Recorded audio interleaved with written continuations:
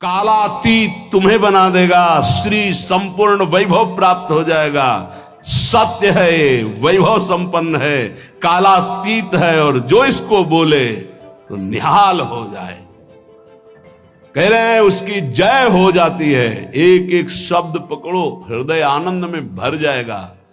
नाम, यदि हमारे मुख में नाम चल रहा है तो ये स्थिति दुर्लभ नहीं है। नाम की अपार महिमा है। तुम चाहे जितने पाप कर चुके हो भाई, अब हो गया, आ जाओ नाम की शरण में आ जाओ, तुम बिल्कुल चिंता मत करो। कई भाई लोग आके प्रश्न करते हैं कि हमसे बहुत पाप हो गए, क्या हमारे पापों का उद्धार हो जाएगा, नाश हो जाएगा? भगवान नाम जिसको अपना आश्रय दे देते हैं, कोई भी पाप ऐसा नहीं कि उसको दंड दे सके। ध्यान रखना, नहीं प्रश्न खड़ा हो जाएगा। फिर महात्माओं को एक कष्ट क्यों मिलता है? ना नवीन पाप, वर्तमान का नहीं पाप, पूर्व के संचित पाप नहीं, ये प्रारब्ध का है जिससे शरीर रचना हो गई। यहां संचित भस्म, आगे त्रुटि हो जाएगी वो भस्म, वर्तमान में त्रुटि हो गई वो भस्म। बहुत विवेक की जरूरत है सत्संग सुनने के लिए। अगर आप नहीं सुनेंगे तो प्रश्न खड़ा हो जाएगा कि सर्व पाप नाशक नाम है, आप ऐसा कह रहे, तो फिर महात्मा जन क्यों भोगते हैं? ये पाप का फल वर्तमान का नहीं है, ये भूत का नहीं है, ये भविष्य में हो जाएगा तो भी उसका नहीं है। ये प्रारब्ध भोग है जो अनेक जन्मों के संचित कर्म गोदाम से निकालकर इस शरीर की रचना हो चुकी है। अब हम भजन कर रहे हैं। रचना पहले हो चुकी कि 25 वर्ष में ये होगा, 30 वर्ष में ये होगा, 45 वर्ष में ये होगा। मैं जिसको अपना आश्रय दे देता हूं, कौन? नाम। भगवान कह रहे नाम ये साक्षात सच्चिदानंदमय है। बड़े बड़े मुनिगण मेरा गायन करते हैं। मैं भक्तों के हृदय का अनुरंजन करने वाला हूं। मैं अक्षर रूप से अवतार लेता हूं। ध्यान रखिए, ये हमारे लिए भगवान का अवतार हमारे मुख में, हमारे मानस पटल में, हमारे हृदय में हो रहा। क्या? राधा। ये अक्षर अवतार है भगवान का। मैं अक्षरों की आकृति धारण करता हूं। जो मेरी शरण में आ जाता है मैं उसकी जय करा देता हूं। जिते विनायक शुभ अशुभ विघ्न करे नहीं कोई, विघ्न करे नहीं कोई, डरे कलिकाल कष्ट भय, हरे सकल संताप हरस हरिनाम जपत जय। पक्का ये सत्य है, ये वैभव संपन्न है, ये अकाल है। बोलते हैं सिख भाई, जो बोले सो निहाल। सत्य श्री अकाल। कालातीत तुम्हें बना देगा, श्री संपूर्ण वैभव प्राप्त हो जाएगा। सत्य है ये, वैभव संपन्न है, कालातीत है, और जो इसको बोले तो निहाल हो जाए। कह रहे हैं उसकी जय हो जाती है। एक एक शब्द पकड़ो, हृदय आनंद में भर जाएगा। मैं अक्षर रूप धारण करता हूं। राधा राधा राधा, ये जो आपके मानस पटल पर राधा राधा, ये प्रियाजू ने अक्षर आकृति धारण करके आपके हृदय में पर्सनल अवतार लिया है। नाम भगवान कह रहे मेरा उत्कर्ष नामी से भी बढ़कर है। नामी ने तो एक अहिल्या जी का उद्धार किया, वर्णन आता है चरण स्पर्श करा के। और नाम जब स्पर्श किया तो करोड़ों अहिल्या परम पद में पहुंच गई, कौन जानता है। भगवान जब अवतार लेते हैं तो बड़े बड़े असुरों को मारते हैं। नाम जब अवतार लेता है तो ऐसे जिनको जानता भी नहीं कोई, कितने पापाचारी, और वो सब भगवत पद को प्राप्त हो गए।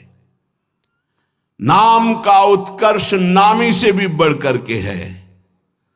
यह उत्कर्ष केवल हम सबके कल्याण के लिए नाम भगवान धारण करते हैं। जो आदर पूर्वक नाम जप करता है उसकी तो बात ही क्या है। सादर सुमिरन जे नर कहें, गोपदीव भवसागर तरे। गाय के खुर के गड्ढे में जैसे जल भरा हो तो पार होने में क्या देर लगती है, ऐसे भव समुद्र पार हो जाता है जो सादर नाम जप करता है। लेकिन यहां कह रहे हैं यदि अनादर पूर्वक भी जपे, उपहास करने के लिए, संकेत, या देखें भाई क्या होता है नाम जप करने से, आदि आदि, बहुत ऊंची बात लिखी। लिंग देह पर्यंत समस्त भयंकर पाप समूहों का समूल नाश करके भगवदाकार वृत्ति प्रकट कर देता है नाम।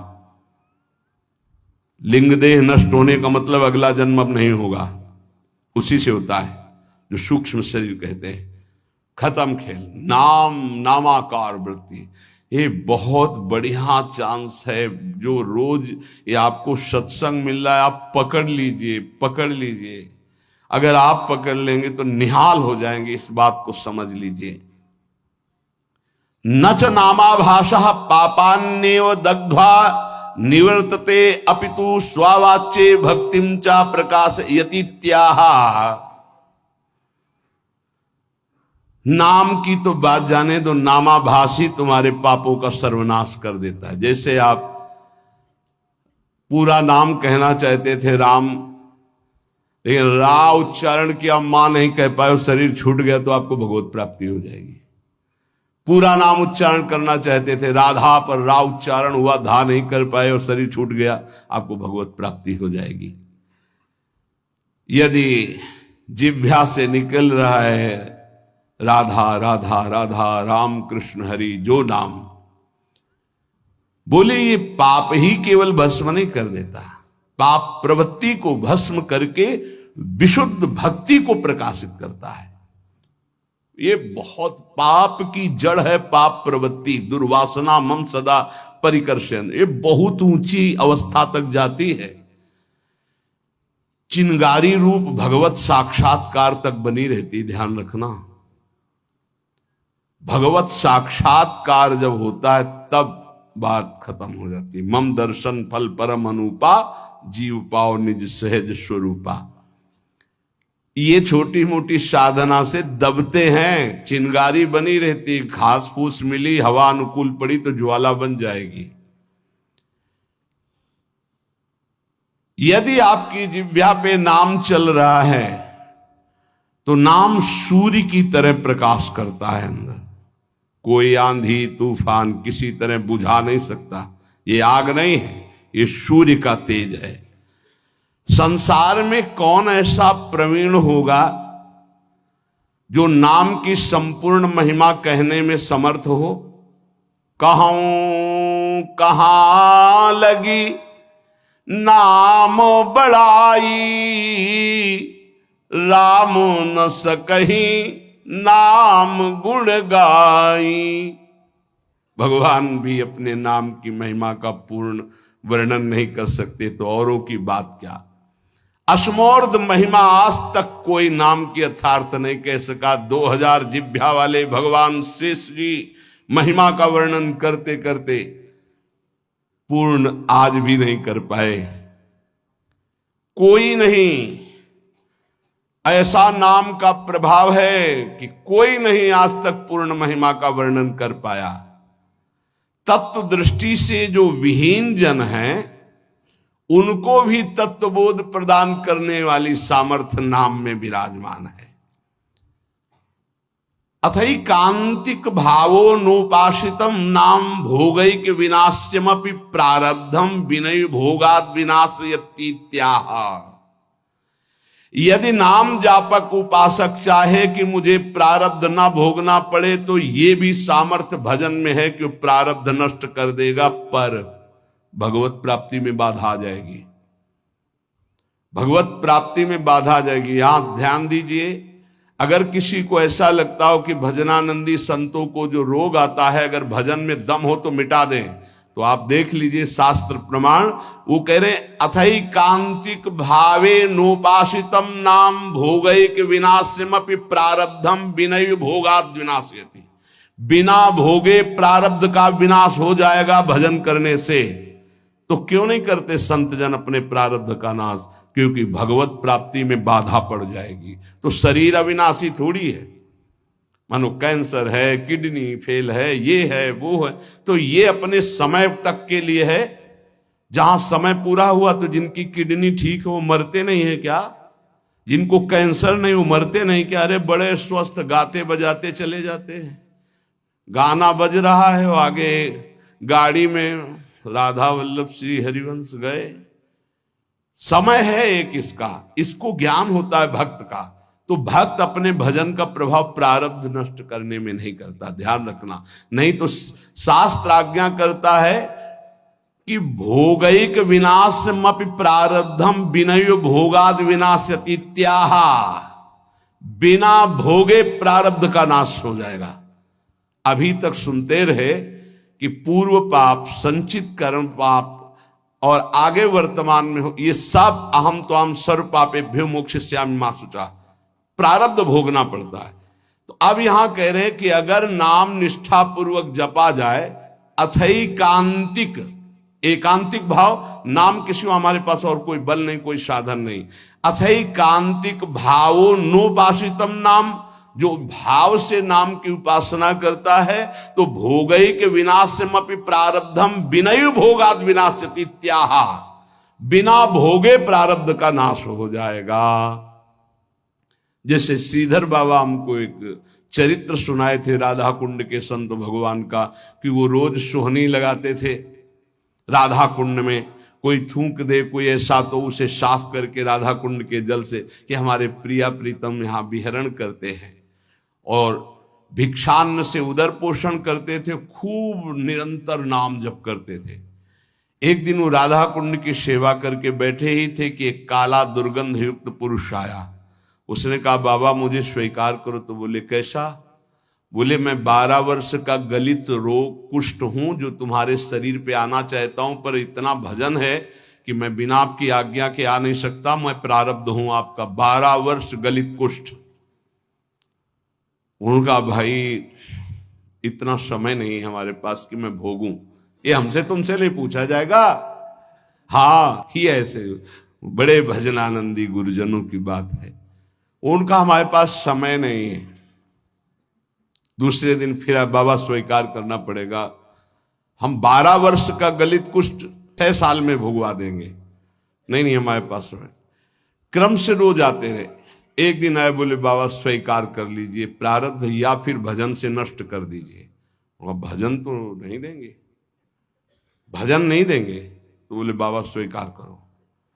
तो बोले 24 घंटे स्वीकार करने पर आप राजी रहेंगे? तो बोले 12 वर्ष का कष्ट 24 घंटे में दूंगा, आप भोग पाएंगे? तो उनका हमारी बात तय है। तुम पूरे 12 वर्ष का जितना कष्ट है वो हमें 24 घंटे में दे दो, मैं स्वीकार करूं। बोले कोई औषधि नहीं, कोई पानी देने वाला नहीं रहेगा, दरवाजा अंदर से बंद करेंगे। बोले बिल्कुल अक्षरशः ऐसा। बाबा ने अपने शिष्यों से कहा दरवाजा बंद कर रहा हूं, आज इसी क्षण समय देख लीजिए, 24 घंटे तक कोई हमारे कमरे में नहीं आएगा, कोई विक्षेप नहीं पहुंचाएगा, हम खुद निकल आएंगे। जे ही का स्वीकार है, पूरा शरीर मवाद से युक्त हो गया। भीषण पीड़ा कढ़ाते रहे, हा कृष्ण हा कृष्ण। और 24 घंटे व्यतीत होने के बाद संपन्न हो गया। जब बाहर निकले तो तेजोमय स्वरूप किए। उन्होंने प्रारब्ध भोगा, ना कि भजन दिया। यहां कह रहे कि अगर आप भजन बल से चाहें, देखो अगर किसी ने वस्त्र दे दिया, किसी ने भोजन दे दिया, किसी ने कुटिया बनवा दी, तो उसका प्रारब्ध लेकर भोग लेते हैं माँ। फिर अपना प्रारब्ध कैसे छीड़ कर लेंगे? विचार करो। महापुरुषों में इतनी सामर्थ्य है, वो फिर अपना प्रारब्ध क्यों? उनको विशुद्ध ज्ञान है कि शरीर नाशवान है, हम भोग सकते हैं, ये नहीं भोग सकते हैं। पर कोई भी साधक चाहे तो प्रारब्ध का नाश कर सकता है, पर साधक वही जो चाह मिटाने के लिए भजन करता है, शरीर को सुख प्रदान करने के लिए नहीं। पर हमारे शास्त्र में सिद्धांत है, अथैकांतिक भावे नोपासितम नाम भोगैक विनाशमपि प्रारब्धम विनय भोगाद विनाश्यति इत्याह। एक बार भाई जी महाराज हरिद्वार में ऋषिकेश में बहुत ही हालत खराब थी। उठना बोलना बंद था, बड़े कष्ट में थे। इतने में श्री सीताराम ओंकारनाथ जी महाराज आ गए, बड़े सिद्ध महापुरुष थे। उन्होंने कहा कि कुछ मिनट भाई जी से वार्ता करनी है। तो उनका इस समय तो नहीं हो सकती, क्योंकि बहुत शिथिल और बहुत पीड़ा है। बोले आप सूचना दे दीजिए। तो भाई जी से कहा कि श्री सीताराम ओंकारनाथ जी महाराज पधारे हैं आपके दर्शन के लिए, कुछ संभाषण कर। ऐसे बैठ गए जैसे आराम से लेटे हो। कहाँ हैं? और गए और गंगा जी के किनारे चौकी पर बैठकर दोनों महापुरुष घंटों भगवत चर्चा हुई, और फिर आए और जे भी आके सैया पे लेटे, फिर वैसे ही। क्या ये प्रारब्ध उनके ऊपर शासन कर रहा है? नहीं। बस यही भूल संसारियों से हो जाती कि अगर भजन का ये परिणाम है कि दुख ना हो तो महात्मा को कष्ट क्यों है? नहीं, बिल्कुल कष्ट नहीं है, बिल्कुल कष्ट नहीं। तुम उसे नहीं जानते हो, तुम बाहरी ढांचे को कष्ट में देखकर कष्ट जानते हो। अगर तुम्हारे अंदर वो विवेक हो, वो सामर्थ्य हो, या कोई मशीन बनी हो, उनकी छाती में लगा के देख लो। ऐसा परमानंद विश्व में किसी को नहीं होगा जैसा भगवत भजन करने वाले को होता है। भोग के द्वारा ही प्रारब्ध का विनाश होता है, ऐसा शास्त्रों में पाया गया। पर नाम में इतनी सामर्थ्य है, प्रारब्ध कर्म भोगे बिना नष्ट हो जाएगा। नहीं तो प्रारब्ध बड़े बड़े तपस्वी ज्ञानियों भक्तों ने भी स्वीकार करके भोगा है। प्रारब्ध कर्म स्फुरण होके नष्ट हो जाएगा। स्फुरण स्वप्न में देखा आपने, 4 लोग आए, मार लाठी आपको बहुत पीटा, आंख खुली, एक और डंडा ले लगे, प्रारब्ध भोग नष्ट हो गया। कुछ प्रारब्ध भोग भगवान भोगवा देते हैं और हजारों प्रारब्ध भोग कटवा देते हैं। हजारों प्रारब्ध भोग स्वप्न में कटवा देते हैं। विश्वास करना, भगवान बड़े लीला बिहारी हैं। अपने जनों के प्रारब्ध को बहुत मात्रा में जो लिखे हुए हैं उनको तो स्वप्न में कटवा देते हैं। कुछ ऐसे थोड़े देते हैं, और वो भी ऐसा मार होता है प्रारब्ध का भगवान के भक्तों का। जैसे कोई पड़ोसी से बालक कुछ बिगाड़ करके झगड़ा कर लिया, अब पड़ोसी मारने आ रहा है तो उसकी मैया बड़ी प्रवीण होती, दौड़ के जाती है। वो कहती है अरे रुको रुको, कहा था दुष्ट तू मानेगा नहीं। वो इतना गुस्सा करके ऊंचे हाथ उठा के, और हाथ पीठ में आते आते नरम पड़ गया, धीरे से लगा, फिर ऊपर उठा तो आसपास, अरे बहन जी रहने दीजिए, आप कहते तो हम मान जाते, नहीं हाथ तो इसकी खाल उधेड़ देती। ऐसा प्रारब्ध भोग भोगवाते भगवान। समझ पा रहे हो? हाथ बहुत ऊंचा उठा रही मैया, पर उसका लाला है इसलिए बहुत धीरे पड़ता है जाकर के। अगर पड़ोसी मारता तो भले हाथ ऊंचा ना उठता, लेकिन वो बहुत जोर का लगता। तो ऐसे ही प्रारब्ध पड़ोसी की तरह पिटाई करता है सबकी, लेकिन भक्तों के प्रति जब पिटाई होती है तो मैया की तरह पिटाई होती है। हाँ, जैसे कुम्हार नीचे हाथ लगा के ऊपर पिटाई करता है ना मटकी की, ऐसे भगवान आनंद सिंधु सत्य कह रहे हैं, आनंद का हाथ लगा करके ऊपर से प्रारब्ध को भगवा देते हैं।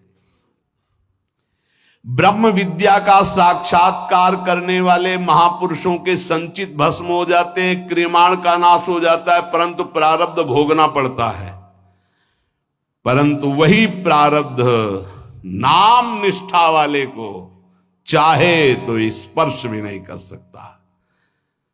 इसमें वेद प्रमाण है, सा एव सर्वेभ्यः पापमभ्यः उदितः उदेति ही वै सर्व पापमभ्यो या एवं वेद उदिति तस्य नाम।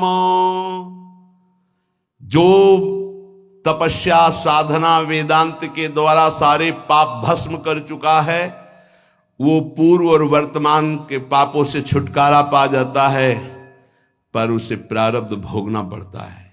पर यदि नाम जापक है उत, ये जो नाम जापक है उसको प्रारब्ध भी भोगना नहीं पड़ेगा यदि वो चाहे तो। पर क्यों चाहेगा? अरे ब्रह्मास्त्र का प्रयोग मच्छर मारने के लिए थोड़ी होता है। आप आगे बढ़ो, खुद आपका हृदय कहेगा आओ प्रारब्ध स्वीकार करते हैं, लेकिन भजन एक भी नाम नहीं देंगे तुम्हें, भोग लेंगे हम। बहुत बढ़िया बात है। देखो, जब पैसे में महत्व हो जाता है ना, तो जिससे उधार लिया जाता है कहा जाता है 2 दिन काम करवा लो यार, पैसा मत लो, शरीर से हम काम कर देंगे, पैसा हाँ राजी। ऐसे ही भक्त होता है, शरीर से हम भोग लेंगे, भजन नहीं देंगे तुम्हें, हाँ राजी तो आओ, देव कष्ट और आर्त भाव से पुकारेंगे राधा राधा राधा, हम तो माला माल है, हमारा घाटा क्या है। अभी शरीर छूटे तो प्रियाजू मिलेंगे, कल छूटे तो प्रियाजू मिलेंगे, 10 वर्ष बाद छूटे तो प्रियाजू मिलेंगे। जो यहां कर रहे हैं वहां करना है। यहां आप लोगों के रूप में बैठे हुए भगवत चर्चा हो रही है, वहां प्रियाजू के सामने प्रियाजू का यश गा करके नाचेंगे, गाएंगे, खेलेंगे, कूदेंगे अपनी स्वामिनी जी के साथ। घाटा कहाँ है हमारे पास। भक्तेभ्यो विचित्रानंदान प्रदातुम बहुरूपत याविर्भावा दति करुणामिदम नामेति भावे नाहा। बहुत जोर की बात है। अब देखिए, भक्तों को विचित्रानंद की प्राप्ति ये नाम कराता है। विचित्रानंद ये अनेक रूप धारण कर लेता है नाम। यही भक्त का भोजन बन जाता है, भक्त का वस्त्र बन जाता है, भक्त की रक्षा बन जाता है, भक्त का व्यवहार बन जाता है, भक्त का सर्वस्व नाम बन जाता है। सर्वस्व नाम, सब रूपों में नाम। ये भक्तेभ्यो विचित्रानंदान प्रदातुम, जैसे भगवान सब रूप में, ऐसे नाम सब रूप में। नाम जापक उपासक का वही अंगरक्षक बन जाता है, वही दुलार करने वाली मां बन जाता है, वही वस्त्र बन जाता है, वही भोजन बन जाता है, वही जीवन बन जाता है, वही यश कीर्ति व्यवहार वैभव सिद्धियां सब नाम बन जाता है। भक्तेभ्यो विचित्रानंदान प्रदातुम बहुरूप तयाविर्भावा दति करुणामिदम नामेति। अति करुणामय नाम, किसी को स्पर्श नहीं करने देता। मेरा लाडला, जैसे मां का लाडला बच्चा हो तो अपनी छाती से लगाए रहे, ऐसे नाम। नाम जापक के लिए सब रूप धारण कर लेता है नाम, सब रूप नाम धारण कर लेता है। भक्तों को विचित्र आनंद देने के लिए अनेक रूप से प्रकट होकर ये नाम भगवान विशेष सेवा सत्कार दयालुता अतर्क महिमा नाम की है। अतर्क महिमा, जब किसी बड़े महापुरुष के मुख से तब ये लगा कि 1 करोड़ 1 अरब लोग बोले जय, उसका कोई महत्व नहीं, लेकिन एक भगवत प्राप्त महापुरुष कह दे जय, उसका महत्व है। ये नाम भगवान कैसे महामहिमा है, कैसा इनका स्वरूप है, वाणी असमर्थ है बता सके। अतर्क है इनकी महिमा। इनसे जो प्रीति कर लेता है तो रात दिन दूना रात चौगुना, जैसे नहीं कहते, ऐसे परमानंद बढ़ाते चले जाते हैं। जिसने भगवान के नाम की शरण ले ली, याम नाम की महिमा कह रहे हैं, ऐसा सुख मिलता है कि वो जिस भाव वाला होता है अपने भाव से करुण रुदन करते हुए, आनंद का रुदन होता है। एक रुदन होता है विरह का, और एक होता है आनंद समाता नहीं है तब वो चिल्ला चिल्ला कर रुदन करता है। निरखत नित्य विहार पुलकित तन रोमावली, आनंद नयन सुधार यह जो कृपा हरिवंश की। पुकार पड़ता है कमल नयन, हा कमल नयन, हा गोपी वल्लभ, हा राधा वल्लभ, हा यशोदानंदन। जिस भाव वाला होता है हृदय से उसकी पुकार ऐसे उठती है। मेरे हृदय का ममता मद अभिमान सब चूर चूर हो जाए। हे नाथ, आपका नाम निरंतर चलता रहे, और आज से मैं ऐसा अनुभव करूं कि मेरा अहम प्रभु के चरणों में समर्पित है। अब जो भी होगा उनकी लीला होगी मेरे हृदय में। आज से कोई शिकवा शिकायत नहीं, आप जहां ले जाओ जैसे चलाओ, हम जय श्री राधे आपका ही नाम बोलेंगे बस। मस्ती लाओ, काहे को चिंता धारण करते हो, सिद्धांत सुनते हो फिर भी चिंता धारण करते हो।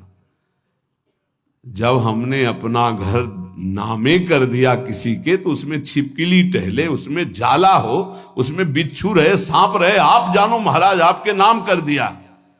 वृंदावन की भूमि में बैठे हो, भगवत मार्ग शरणागति से होता है, शरणागति की जिम्मेवारी प्रभु की होती है, तो काहे को बोझा ला दे जिम्मेवारी का, दे दो प्रभु के नाम। आप नाम जप करो और उनकी तरफ देखो, देखो नाथ, ये मकान आपका है, ये हृदय आपका है, ये जीवन आपका है, यदि इसमें काम है तो आप निकालो, मेरे बस की बात नहीं, और इसमें प्रेम है तो आपका रखा हुआ, इसमें मेरे गर्व का विषय नहीं। ये मस्ती का जीवन, अलमस्ती आ जाएगी, मस्त राम बन जाओगे, वास्तविक फकीरी आ जाएगी गृहस्थ में होते हुए। फिकर फार फकनी करे ताको नाम फकीर, कोई फिक्र ही नहीं रह गई। क्यों?